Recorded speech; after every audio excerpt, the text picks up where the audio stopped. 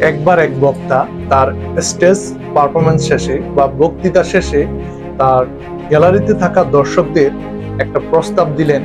তার হাতে একটি $50 নোট নিয়ে সেটা দর্শকদের কে কে নিতে চায় সেটা জিজ্ঞেস করলেন।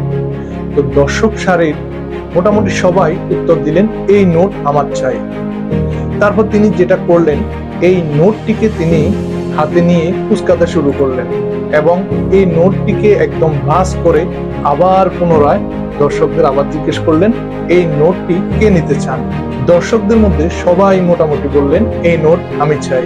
তারপর তিনি যেটা করলেন, এই নোটটিকে ফ্লোরে থাকা ধুলোবালি মেখে একদম নোংরা করে ফেললেন এবং পুনরায় দর্শকদের জিজ্ঞেস করলেন, এই ধুলোবালি মাখা নোটটি কে নিতে চান। তখন দর্শকদের মোটামুটি সবাই পুনরায় উত্তর করলেন, এই নোটটি আমি চাই।